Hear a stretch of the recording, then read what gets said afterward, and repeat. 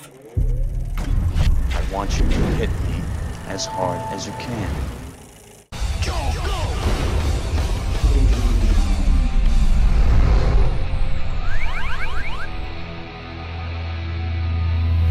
Even as the Delta variant threatens the movie theater business once again, Marvel Studios is pressing on with theatrically releasing the MCU's next steps of its fourth phase, as Simu Liu stars as the martial artist assassin who must confront his past, as well as the villainous Mandarin, the real one this time, in Shang-Chi and the Legend of the Ten Rings.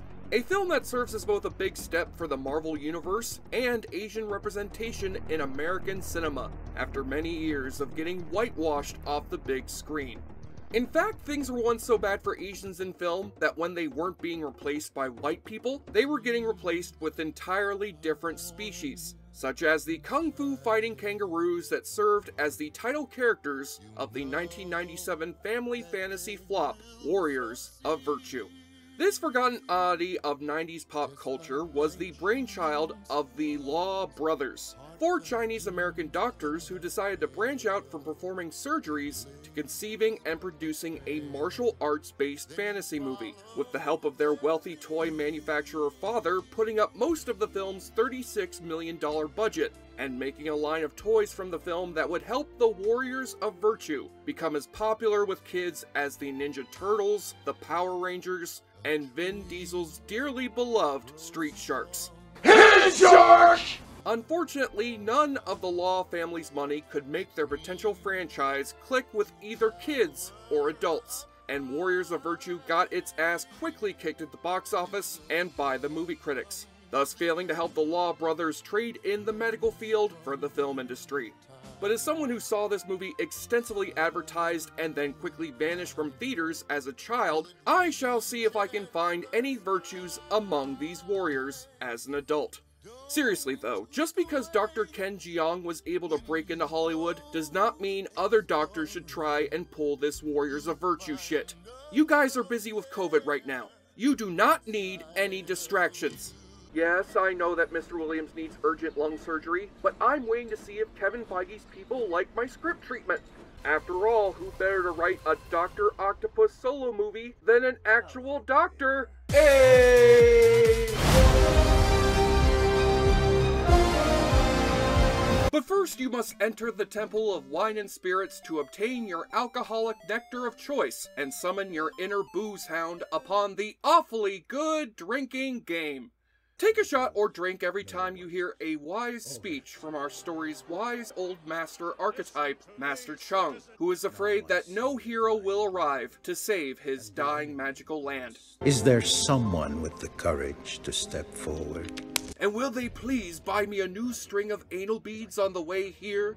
We then cut back to the realm of Earth to meet our story's future hero, who is not a man, but rather a boy named Ryan Jeffers, played by Mario Yedidia, who'd we previously seen as one of Robin Williams' friends in Jack the year prior.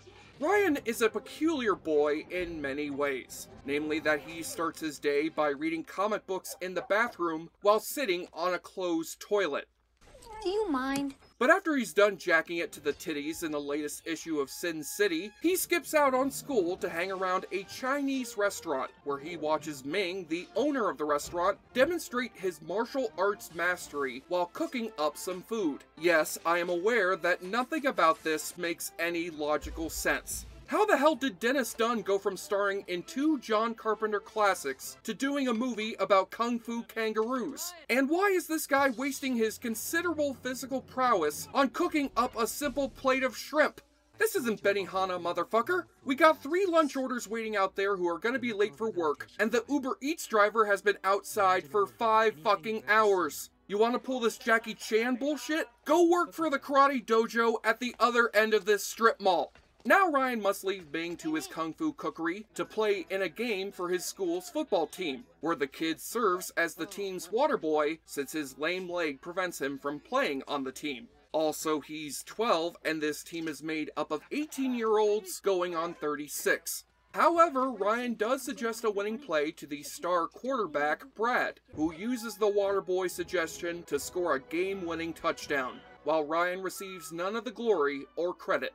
Good thing that Ryan is a kid in a 90s family movie who can lean on his fellow 90s movie stereotypes. The wisecracking black friend, aka Kenan Thompson, who gives him a cool Hey Arnold style handshake.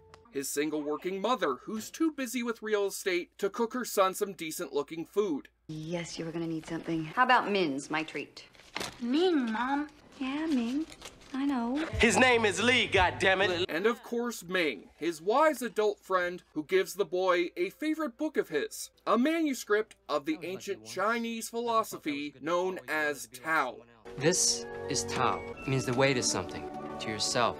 This helped me become the person I wanted to be. Cook?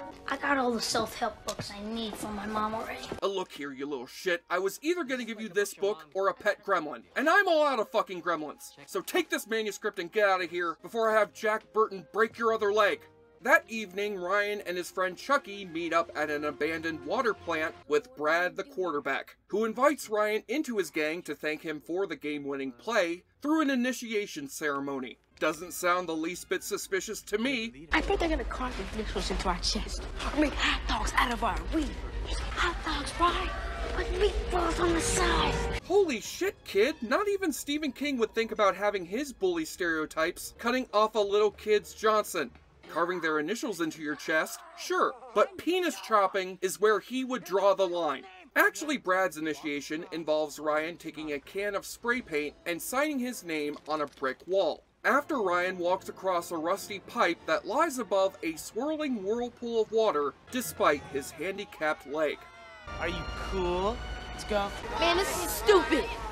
Make like Tom and Cruise. Oh, great job, Chucky. Now Ryan has no choice after you've invoked the name of Tom Cruise. That guy does nothing but endanger his life.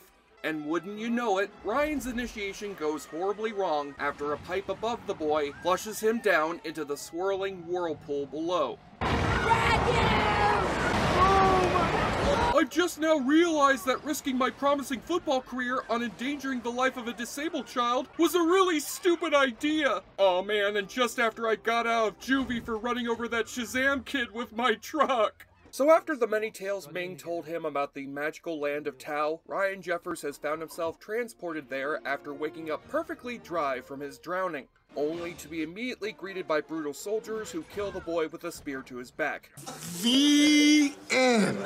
No, of course, the boy's life is saved thanks to both the book inside his backpack and a mysterious figure who shoots out from the water and kicks the soldiers' asses. The first of the film's titular warriors of virtue.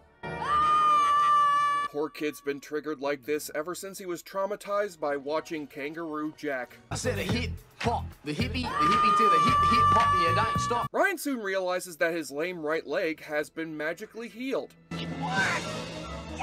Oh, look at this scamp hopping around in delight, almost as if his mom isn't bawling over his presumed death as we speak. But then he's attacked by a dwarf named Mudlap, played by Twin Peaks' man from another place, Michael J. Anderson, and then gets rescued by, holy shits, it's Billie Eilish. Actually, this is the young sorceress Alicia, played by the Sandlot's Wendy Peppercorn, Marley Shelton, who floats Ryan down the river to the town square of Tao, so its people can meet the young newcomer. A newcomer has arrived. He's too small to be a newcomer. Yanamu Tangaso. Warita Bulago Lago. Houston, we have a problem. And then introduce him to the 5 anthropomorphic kangaroos trained by the elderly Master Splinter, Chung, played by another actor from Big Trouble in Little China, Chow Li Chi, who defend Tao from the forces of evil with powers derived from the elements of Earth. This is Lai, virtue of order, the stability of wood, meticulous, logical, often a bit cranky. Shun, the virtue of loyalty, security of earth, kind and nurturing. Chi, virtue of high wisdom, power of fire, often playful but very wise. Yi, virtue of righteousness, strength of metal. He does not speak, seeing every choice as right or wrong. Actually, he doesn't speak because he bit into his tongue from eating a cheesesteak really fast, but he's too embarrassed to admit it. Don't tell him I told you, though. Sadly, Ryan finds the warriors in a bad spot after one of them has left the group out of guilt for accidentally taking an innocent life in battle. Yun does not care about our cause anymore. He killed someone in a battle. So what? It was a battle. People die. It was a life. His name is Lee, goddammit. Which leaves the warriors unable to fight against the evil warlord who's taken over Tau by the name of Komodo, played by Braveheart's Robert the Bruce, Angus McFadden. And God bless Mr. McFadden for being the one actor here who treats this movie like the kid-oriented camp that it is. Imagine a cross between Skeletor and Aro from the Twilight movies being simultaneously played by Johnny Depp and Nicolas Cage. And you've got McFadden's performance as Komodo, flitting his hands about like he's conducting an orchestra. What's the point of power if you don't abuse people? Dressing up in Elton John's wardrobe. Does purple suit me? Very much, my lord. And raising his voice in rage at his incompetent henchmen. You can be destroyed, your armies can be destroyed, but it cannot be destroyed! Hooah! Oh, but I'm sure that his henchmen aren't that bad at their job. Scratch that. You're better off hiring these goons off to Rita Repulsa. Ah, yes! Me and the female henchman back there can share fashion tips! Komodo's story is that he's mining from Tau's life spring a precious substance called Zubrium, which in addition to having a stupider name than Avatar's Unobtainium, is able to keep him eternally young. And now that he's found the sacred manuscript of Tau, he needs the young stranger who brought this book to decode its blank pages for him, so he can use the book spells to travel to another realm that he can exploit of its resources, once Tau has been tapped out of its Zubali Zubrium. But just as Ryan is snatched up by Komodo's witchy henchwoman, Barbarocious, and I swear that's this character's real name, he's rescued by the Warriors of Virtue's missing leader, Yun, who refuses the boy's demand to return among the warriors to stop the encroaching evil from consuming the land of Tau. You don't understand. You're supposed to be one of them! Honor! Integrity, remember? Wimp! Did you just call me a wimp, you fucking punk? Bring your ass in here! I'm gonna beat your little bitch ass and then stuff your bloody remains down into my pouch! So with all 5 Warriors of Virtue finally back together, we can see if they live up to Ming's promise that these Kung Fu kangaroos are way better than any Mighty Morphin Power Rangers. A world defended by great warriors. No guns, no lasers, no morphing. They even have a catchphrase that can easily be quoted by children alongside It's Morphin Time or Cowabunga. Virtue be yours! Virtue be yours! But unlike the Rangers or Turtles, the Warriors of Virtue lack any colorful personalities to distinguish one character from the other. The most distinguishable among them are Yi, the mute kangaroo who speaks through clanging his metal bracelets together and is played by a pre-stardom Doug Jones, and Chi, the fire-based kangaroo whose voice sounds like Batman by way of Dr. Claw. Yun knows where it is. If the newcomer was saved at the river, it would have been Yun. Still, it's always great to see Tom Waits popping up in a movie. He didn't even need any makeup for this part. Will I see you tonight? On a kangaroo train. Also, what reason is there for these warriors to be creepy animatronic kangaroos? What, so they can beat bad guys across the face with their tails that look somewhat like dicks? So that they can be referred to by the truly stupid nicknames of Ruse? They're Ruse. The Ruse were born to die. Stupid Ruse! Stupid Ruse! Just lean into the stupidity and call them Kung Fu Kangaroos of Tau. It's a way catchier title with kids than Warriors of Virtue, which sounds more like a 4-hour Civil War drama. But at least the Ruse are more interesting heroes than Ryan is, as this kid is hailed by the people of Tau as the great hope that's prophesied to save them from Komodo, but whose character does little more than ask questions of Master Chung and Alicia to provide setup for ponderous dumps of plot exposition. The manuscript of legend? The what? Who's Master Chung? Can't anyone stop him? Warriors? Kung Fu? How come he doesn't talk? He's like the player of a role-playing game who chooses the most boring responses in the dialogue tree. Then again, he does teach the kangaroos how to do his cool handshake. Great! Next he can teach them how to say, "What you talking about, Willis?" Komodo again attempts to have the boy captured by his right-hand man, General Grillo, played by Tom Towles, aka Otis from the horror classic Henry, Portrait of a Serial Killer, while Komodo entraps 3 of the kangaroos in his castle thanks to a betrayal at the hands of Alicia, whose brother turns out to have been the victim of Yun's accidental slaying. It was a life! And sells the warriors out to Komodo in exchange for a bottle of that sweet Zeb Zubrium. I have concocted a recipe for kangaroo stew. Chop the meat into many Tiny little pieces just a touch of order! and let it simmer in righteousness. Holy moly. It's like these actors playing the villains were only given one piece of direction, and that direction was, take a hit off this crack pipe. And I'll enjoy your life, Spring. What is that? No! Yes! No! Yes! No! Yes! Speaking of the director, this film was the American debut for Hong Kong filmmaker Ronnie Yu, right after his breakthrough with the acclaimed wuxia film, The Bride with White Hair, and before directing the silly but entertaining horror sequels Bride of Chucky and Freddy vs. Jason. And to Yu's credit, his handling of the action choreography is far better than any Power Rangers episode, utilizing the wire work technique of Chinese martial arts movies right before the Wachowski sisters and Ang Lee popularized it in American film. Unfortunately, Yu ruins this well-done action by shooting these set pieces in a blurry, choppy frame rate, a stylistic trademark of his that gets way overused here. In fact, one film critic claims that these action sequences made him throw up in a screening of this movie. Critics who threw up watching Freddy Got Fingered? 0. Critics who threw up in a children's movie about kung fu kangaroos? 1. Think about that. So while the fight between Komodo and Master Chung is pretty impressive for a kid's flick, it's less impressive when it looks like it was shot on a Nokia flip phone and one of the actors looks like the lead singer of My Chemical Romance.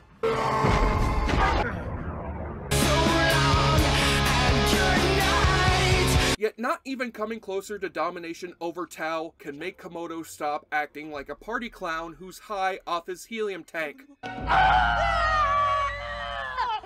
Looking for me? Look at me! Look at me! Perhaps he'll sober up after discovering Ryan also can't decipher anything from the magic manuscript's blank pages. Read the words! Shit happens. Shit Happens. Shit happens. Shit. Why does this kid have a thing for dropping catchphrases he learned from Tom Hanks movies? Well, I hope his next reference will be something a little bit more obscure and edgy, like, I have AIDS.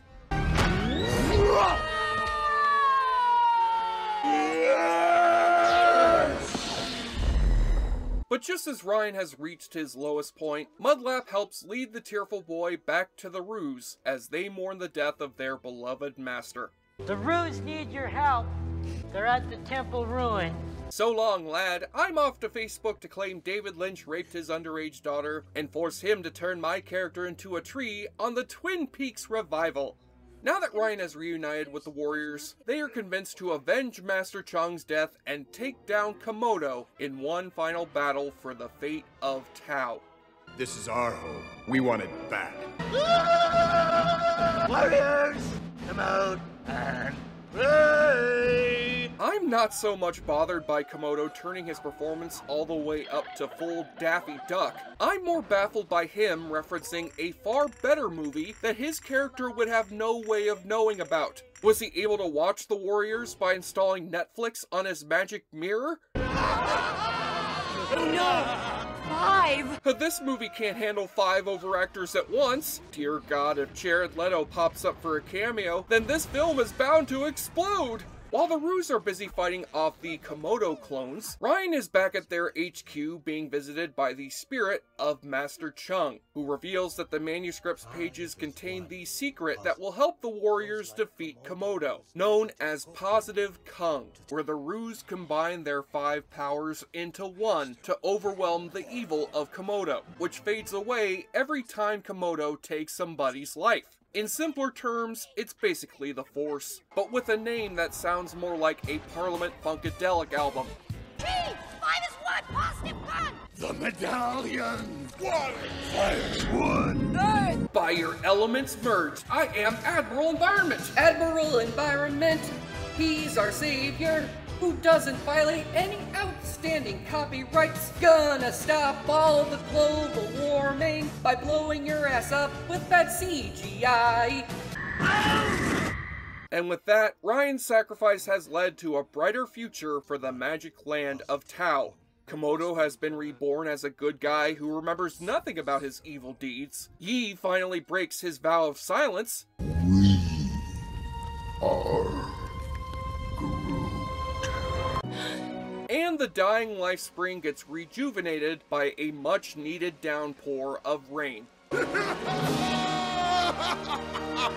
The sun finally came out tomorrow, just as the orphan child Annie Warbucks once foretold. But without Wendy Peppercorn around to save this dying child's life, Ryan succumbs to his fatal injuries, only to find himself transported back to Earth, and back in time a minute before his fall into the whirlpool. Yes, this epic battle in Tau that killed numerous innocents or forced them into slavery was really about giving some snotty brat the courage to tell his school bully to go eat a dick. Oh my God! What are you looking at, you wussies? Get me out of here! Swim hard, Brad. Unfortunately, Brad took his friend's advice and tried swimming across the whirlpool to escape, which transported him to the land of Tau and led to the reign of yet another evil king. Alright, you dinguses, King Brad wants you to build a statue of Beavis and Butthead in the town square, or else he cuts off your water supply. Now hop to it before I give all of you wedgies, God! So though Ryan Jeffers returns home with his right leg once again crippled, he's learned a valuable lesson in courage from his time in Tau, and finds in his room a gift from Ming to congratulate him on his newfound bravery. Wait, so does this mean that Ming is aware that Book would transport Ryan off to a magical land of kangaroo people? Was Ming transported to this land himself as a kid? And why couldn't Dennis Dunn be brought back for one simple reshoot to sufficiently explain any of this shit to us? Hey, Bravo, do you want to hear about Tau? Oh, Bravo, there truly is no place like home.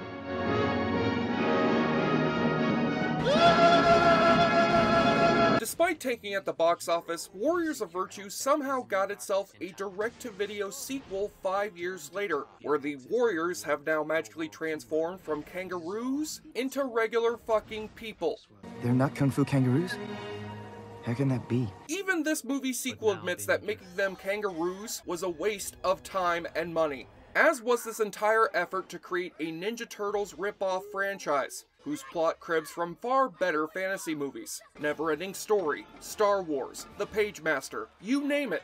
But it is an entertaining slice of 90s kitsch that offers some great production value and a gleefully campy performance from Angus McFadden. And for that, I'd say Warriors of Virtue offers plenty of virtues for any viewers seeking a good bad time. Maybe these Law brothers would be better off in front of the camera instead of behind it for their next movie idea. Brothers-in-law. They're doctors by day, crime fighters by night, but badasses all the time. On the enjoyableness continuum scale from Bull to Bruce, Warriors of Virtue is far better than a film adaptation of the Amiga CD32 game Kung Fu ought to be, and stuffs into its pouch an inner chi of 7 out of 10. Hey, at least they're less laughable looking than Ice-T in Tank Girl.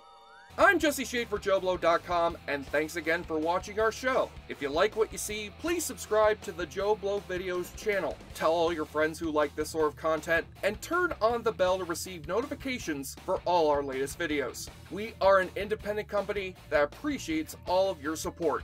And we leave you now with a sneak peek at the upcoming Warriors of Virtue 3, The Secret of the Ruse. I said a hip hop, the hippie to the hip hop, and you don't stop the rock to the bang bang boogie. Set up, jump the boogie to the rhythm of the boogie. This is great. See, I am Jackie Legs, and I'd like to say hello.